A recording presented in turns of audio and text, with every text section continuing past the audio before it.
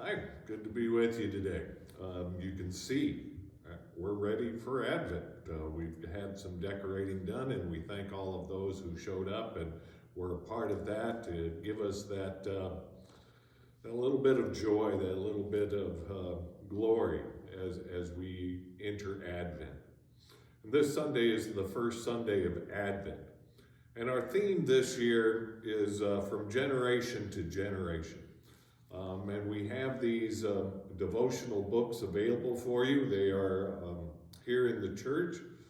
If you'd like one and you're not able to make it to the church, just contact the church office and we'll get you a copy. They have something for most every day between Advent and Epiphany. And we'll also be using these booklets as part of our Advent study that will be meeting on Tuesday night starting next week. We hope that you can be a part of that, or at least be a part of our Advent from generation to generation. And so this first Sunday of Advent, our reading is from Matthew. And it's at the very beginning of Matthew's gospel. Matthew opens his gospel with this genealogy of Jesus. Matthew takes us through the parenthood. And there's many of us who are interested in genealogy. I've heard some of your stories of you checking all those records and finding who's part of your lineage. And we like doing that, right? Part of what genealogy gives us is our identity.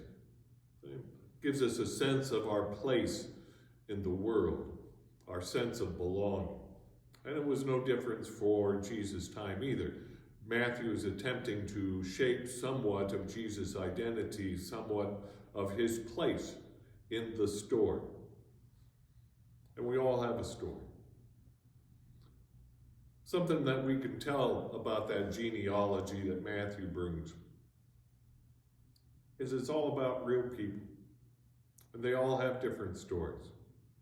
We all have different stories. Jesus' genealogy, whether it's from Matthew or from Luke, they both show us he doesn't come from perfection, at least through the human lineage. That all those stories are about suffering and redemption. Those stories are about tragedy and triumph. They're stories about being lost and being found, stories just like ours. They're stories about sinners who were transformed and changed. Matthew gives us this sense that Jesus is a part of our story as much as we're a part of Jesus' story.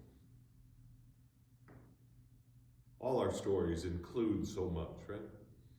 And we get that sense from Matthew too. If you read Matthew, it's at the very beginning, he traces genealogy and he divides it into three places, from Abraham to David, from David to the exile, and from the exile to Jesus. In each three phase, there's 14 generations. Why 14? Good question. I'm glad you asked. Well, 14 is a derivative of 7. 7 is a completeness, a wholeness.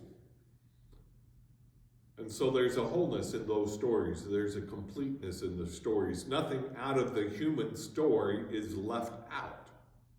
And Jesus is a part of all of that. Part of what he also tells us is our identity does not just come from our forebears, from people, but by including the exile as a foundational event, our identities are also shaped by events in our life. COVID is an event in our life that has changed us and shaped us and given us an identity. But the final thing we want to talk about as far as the genealogy goes, while it can give us a sense of our identity, it does not give us our destiny. Our past might birth us, but our past does not control us. Or we could say it this way: God creates us out of our history in order to recreate us for our future. See, in all those stories,